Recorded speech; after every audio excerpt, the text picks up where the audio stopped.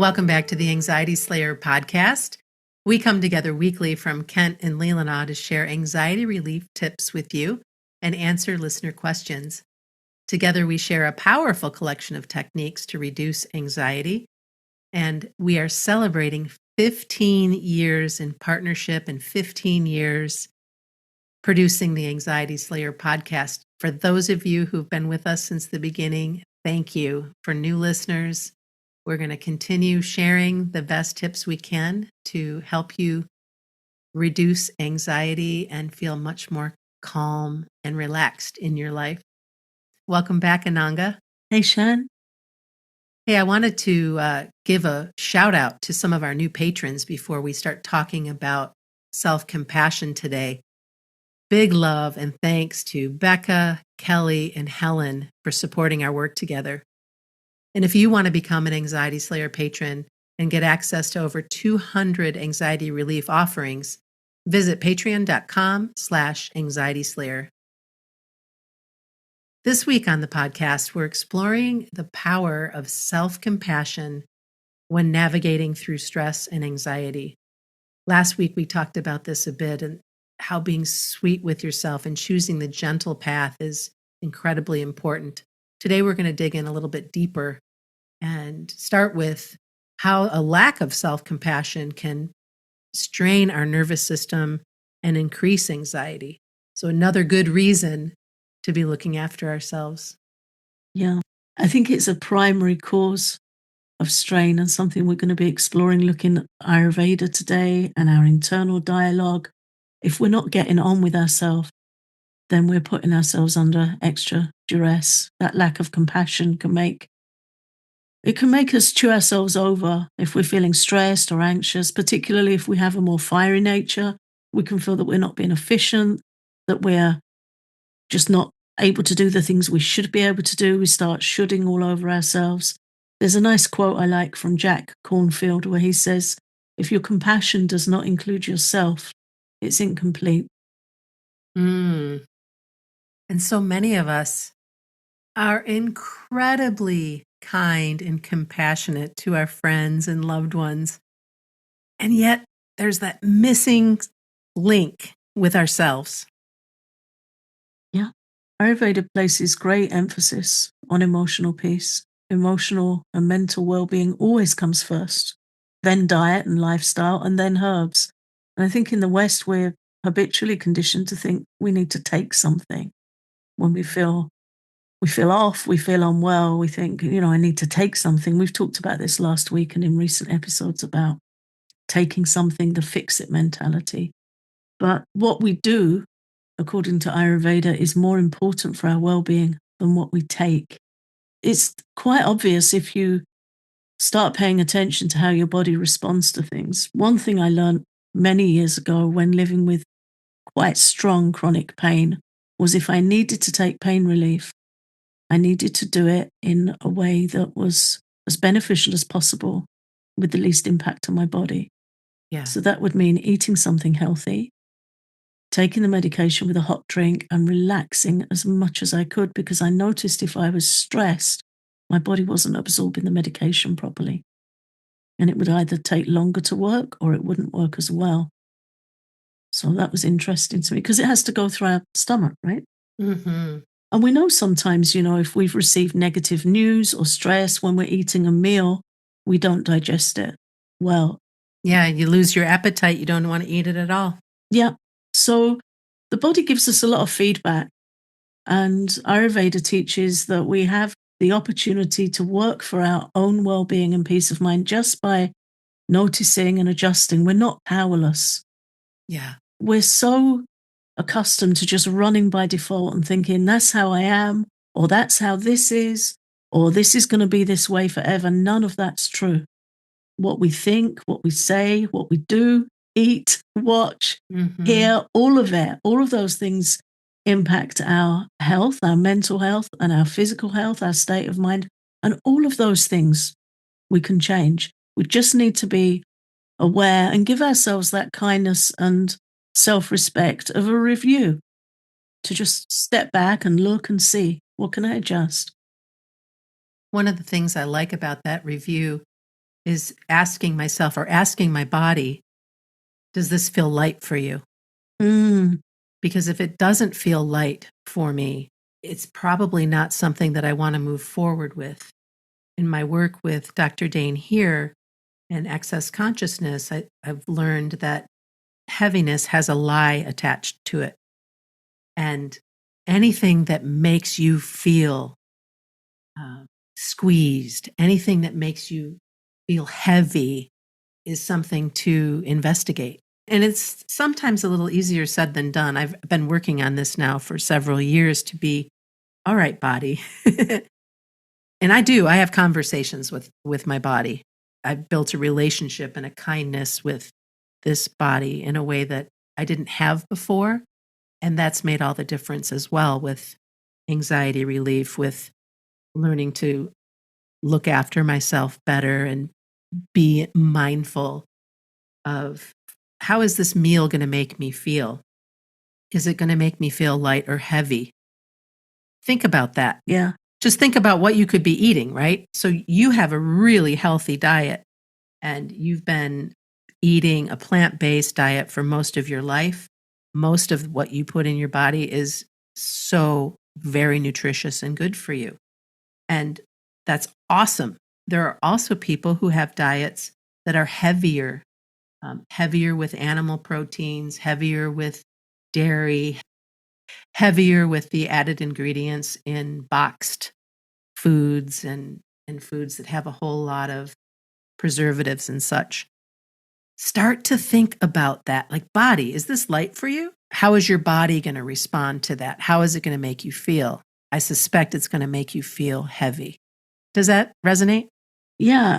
I was talking to my daughter about this. She said that she's been noticing, she's an artist, and she's been noticing how her lunches affect her. She cooks all her own meals. She said, if I have pasta for lunch, I feel sleepy afterwards and I can't paint so easily. She said, if I have soup or something lighter, sweet potato and steamed vegetables, something like that, she said, then my body's happy, I feel nourished, and I feel awake and I can paint. It doesn't take energy from me. And I think the statistic is something like it takes 60% of our energy to digest a meal. A lot of energy goes into it. When I was younger, I've eaten heavier things. And now I really love it if I eat a meal and it has no impact on me other than I feel nourished, but I don't feel sleepy. I don't feel sluggish. So yeah, we have that feedback. And something I heard from a teacher that I often quote on our podcast, Dr. Claudia Welch, she talks about the gift of a weaker constitution. So there's no question for me of eating bread and biscuits and meals that come out of the freezer or out of a box.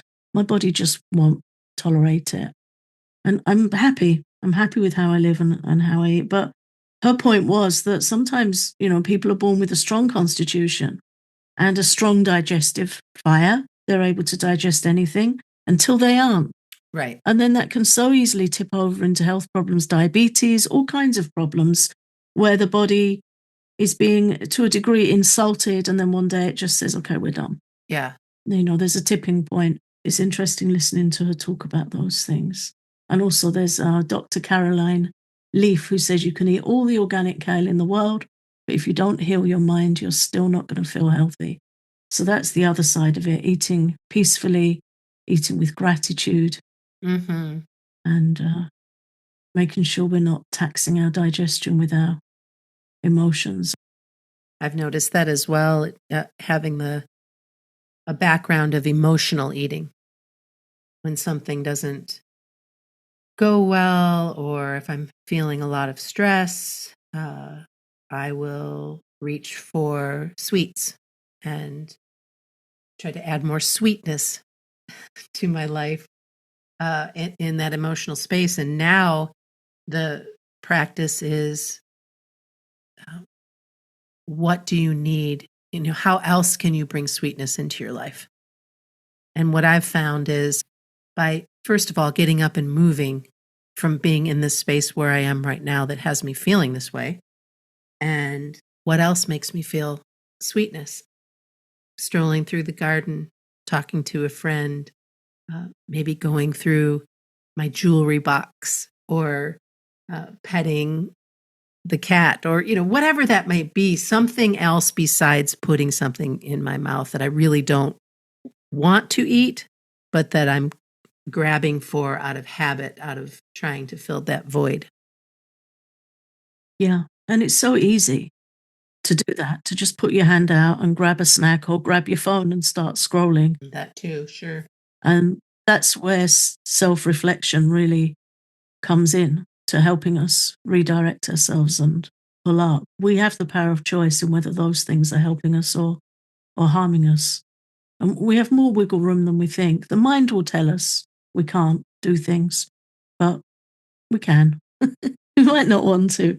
But sometimes it just helps to start with something that sounds like a reasonable proposition to yourself. Mm-hmm. You may have 3 or 4 things that you think may need a little attention. Well, just pick one that feels, like you said, that feels light. What feels light for you? Yeah. Yeah. That's something you say also in relationship. You'll say that to me regarding our work sometimes, or different arrangements we're making together. You ask me, does it feel light for me? Yeah. And I love that.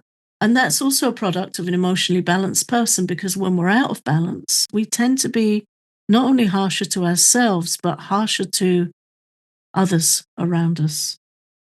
There's that knock-on effect. And it's just not comfortable to be in relationship with somebody that's out of balance. So compassion all round is a really good thing to review. Before we came together today, you were talking about James Clear, the author of Atomic Habits, and how a daily question has been helping you each day. Would you share a little bit more? Sure, he puts up really great little sound bites. I've read about half of his book, Atomic Habits. It's a good book, and he shares little thoughts for the day on Instagram. And he asks, what are your favorite hours of the day? And how are you using them? For me, that's been probably the biggest and best change I've made for myself in my life, is asking or being aware of what are my favorite hours of the day, and how can I make sure I'm using them to look after myself or go towards the person I want to be? How am I using those? And for many people, it's the early morning hours. Again, to quote Claudia Welch, she says, your first 3 hours of the day are how you'll spend your day, and your days are how you spend your life. So if we get that good early start. For you and I, working out of our homes and the way we do, we have a little bit more freedom with our time than some who are traveling to a job and working and traveling home. And if that's you, I just invite you to wake up just maybe a little bit earlier if morning is your favorite time of the day, and give yourself that peaceful space, even if it's just to sit and breathe, light a candle. We had last year, we put up these really sweet LED lights on our mantle in the living room. And they're just kind of, strewn about. They're nothing fancy. And anyway, they cast the perfect amount of light in the morning.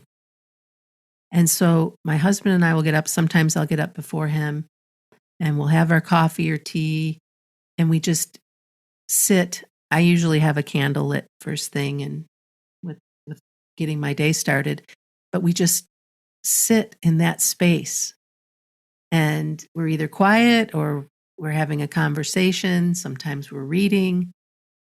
Sometimes we are on the computer, but usually we give ourselves at least that first 10, 15 minutes to just be in that quiet space, because my husband leaves for the day. So he doesn't have hours in the morning to do this kind of thing for himself, but it has made a big difference for him to just have that time for himself, for us, before he gets in the shower and heads out for the day. Yeah. And I think also then reviewing the pockets of time throughout our day. When I used to commute many years ago, commute into London to work, I would read a lot on the train. Then when my work changed and I was driving into work, I'd listen to audiobooks or lectures, and I did really good listening and learning. Mm. Drive time used to be my learning time. So we can also look at those times and think if there's something I want to listen to or learn and I'm telling myself repeatedly I don't have time, is it really true? Have I just got the radio on at certain times of my day and I'm just listening to whatever's on? Could I change that up to something, more nourishing and more in alignment with taking care of myself? Or scrolling, switching out a supportive uh, audiobook or class or something in place of scrolling, or at least setting a timer that, you know what, I'm going to do this and I'm going to do this for 15 minutes. And you'll be amazed how quickly that 15 minutes goes by. And then even more amazed by, oh, when I don't set the timer, how much time am I scrolling? When I could be doing something, making choices, and really taking advantage of that favorite time of day and looking after yourself instead of being distracted. Yeah, there's definitely another act of self-compassion. So, I mean, really what we're coming back to is our choices, making compassionate choices and asking ourselves, is this helpful? Does this serve me well? I will often ask, is this helpful? Even in the night, if I wake up in the night with an anxious thought, I'll just ask myself, is this helpful? And if the answer is no, it's like, okay, let's do something else. And usually I'll grab a book or sit up and do some meditation, or rather than just let my mind run. Take these micro reviews throughout the day and redirect. And it really changes our quality of life. This show is sponsored by BetterHelp. What's something that scares you? Halloween lets us have fun with what scares us, right? But what about those fears that don't involve ghosts and ghouls? Sometimes the scariest thing is not facing our fears in the first place and holding ourselves back because that's the choice that we make. Therapy is helpful for uncovering and facing what you're afraid of. It's not just for those who've experienced major trauma. If you're thinking of starting therapy, give BetterHelp a try. It's easy to get started. Just fill out a brief questionnaire to get matched with a licensed therapist, and you can even switch therapists at any time for no additional charge. Overcome your fears with BetterHelp. Visit betterhelp.com/slayer today to get 10% off your first month. That's BetterHelp, HELP.com/slayer. As we move into the second half of our show, I think that talking about Ayurveda and the role of mindfulness and making choices and good choices for our mental well-being would be a good place for us to start. Yeah, just coming away from autopilot behaviors by practicing mindfulness, and it doesn't have to be a set sit down practice. It's more in Ayurveda awareness, practicing awareness of what's my intention behind this action, and just looking at how we're walking through our day, how we're flowing through our day. And when we do that, we create space to make conscious choices and break free of autopilot behaviors. We spoke earlier this year or later last year, we did a whole episode on living on autopilot and how that increases stress and anxiety. So it's just noticing, and it brings so much calm to the mind. When we do that, we really free ourselves up and have some space. And I think the key benefit is it protects us from behaving rashly. There's an astrologer I like to listen to occasionally, and she said that sometimes people criticize her because when she talks about certain planetary combinations or eclipses, her advice is always don't be rash. Do what's nourishing and sheltering for you and just have a quiet day. And she said people say to her, you always say the same thing. But she said that really is the best advice, how much we protect ourselves by not behaving rashly, jumping into a situation because we want to fix it or change it. And there's that small voice, or sometimes a louder voice, but we still ignore it, that just says, I don't know if this is the time to do this, just maybe wait a bit. When we behave rashly, That's when we stand most chance of increasing our stress and the stress of those around us. Well, and that's why you hear, at least for my whole life, never make a decision when you're angry, sad, or hungry. It brings right back to mindfulness and nourishing yourself, looking after yourself, and being in that space of, okay, now is a good time to make a decision. I've gotten beyond the emotion of it, or I've gotten beyond whatever's happened. I've dealt with my anger, and now I can look at this with a steady mind and make a decision on whatever it is that needs to be taken care of. Yeah, and the snag there that we have to be aware of is that when we feel angry, that increases the fire energy in our mind, which is the energy that really does want to just push through and have things sorted out, but it can do it in the most awful way and is really helpful. It often just gets us in a worse situation. So definitely taking a deep breath, slowing down, giving some space. Counting to 10. Yeah, whatever.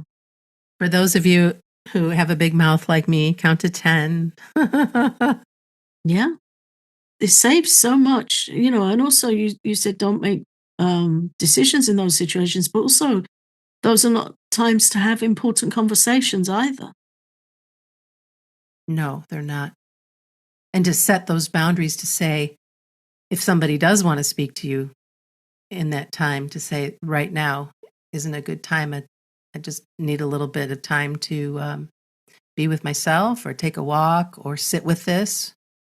You don't have to get into anything more specific than that. Because what we know is you always come back to that place of the exhale. And okay, now I can look at this without such a charge. Yeah, a better time will come to review things and to take action or have important conversations, but never in the heat of the moment. So that's the thing with Ayurveda and mindfulness, awareness, also bringing awareness to our daily tasks.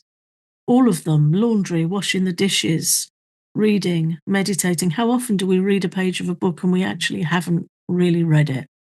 We have that thought, I've read this paragraph 4 times and I still don't know what it said because we're not present with it. Right. So to practice reading with awareness, reading mindfully, sometimes if I'm tired or I'm having a challenging day with my health, I have to put my finger under the words like a kid. And that's okay. If it helps me concentrate, it's easy enough to do.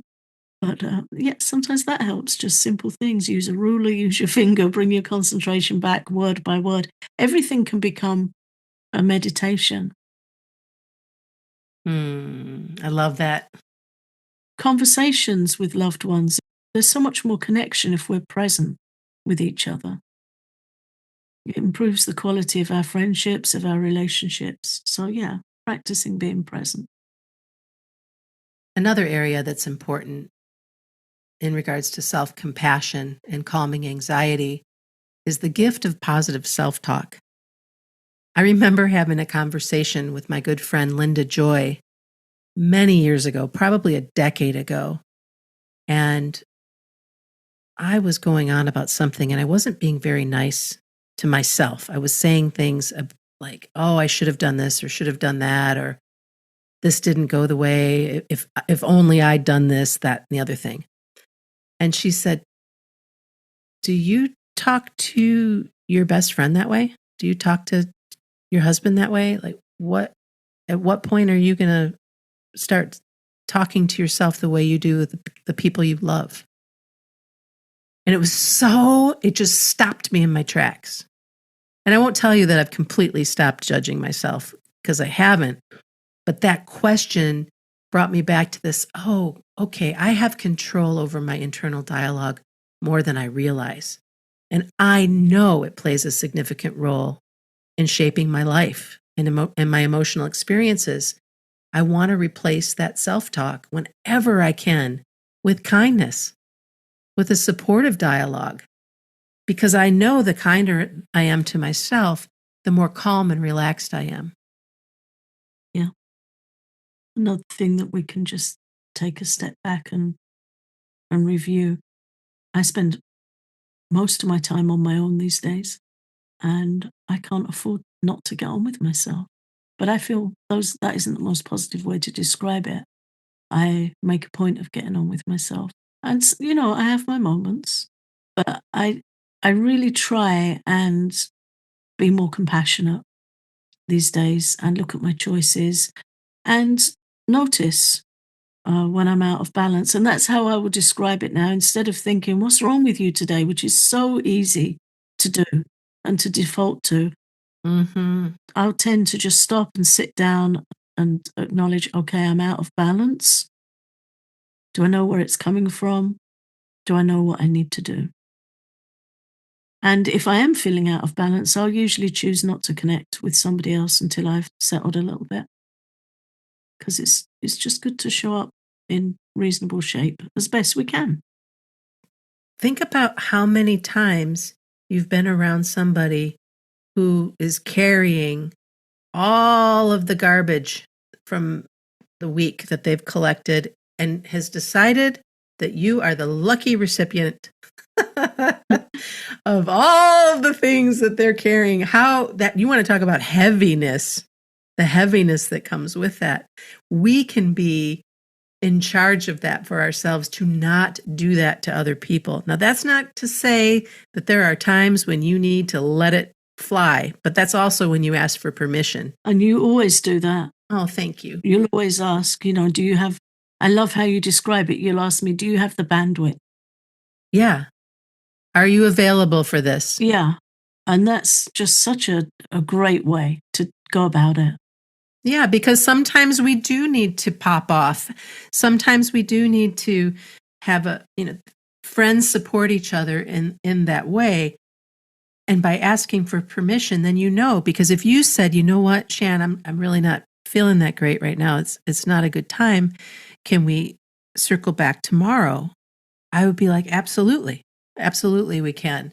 And by tomorrow, I might even be coming to you with a completely different conversation that may include some humor, may include some, oh, I really sat with it. And here's what came up. And it just might be a completely different and more healthy way of sharing what's going on. Yeah. It's kind to ask a person that you love for permission before carrying your garbage in the room. And and it's always best to look after yourself and to be available for those you love without the weight of all of that stuff. Set it down. Be with the people you love. If you need to pick it back up, you can do so when you're not in their energetic environment, in their space. Yeah. And, if it's a close relationship, it can be informal, as simple as, have you got a minute? Because sometimes we just don't. It doesn't mean we don't want to, but we're all carrying a lot these days. So it's just really good to check in. And then we're responding rather than reacting, which is a completely different experience in relationships. And then we have that ripple effect of self-compassion, where when we're treating ourselves kindly, we're more balanced. We show up better for our friends and loved ones. Our time becomes invested rather than squandered. We're using our time well because we're clear on our needs and our aspirations. And we're more likely to treat others kindly too. When we are out of bandwidth, that's when we can start feeling overburdened, and so that overspills on others. And you see that all the time. You've only got to walk into a coffee shop to see that happening, and what happens day on day with the poor staff serving drinks. The amount of discourtesy and impatience they're receiving. And they've got their own lives and their own worries and struggles too. They're human beings too. So it's never a good thing to overspill onto other people. So there is that beautiful ripple effect of self-compassion. I'm glad we had this conversation today. Thank you, Ananga. Self-compassion really can make a big difference in our lives when we're stressed and anxious. Thanks for listening. If you love our podcast, check out our Patreon for loads of Anxiety Slayer extras for calming anxiety. Check it out at patreon.com/anxietyslayer.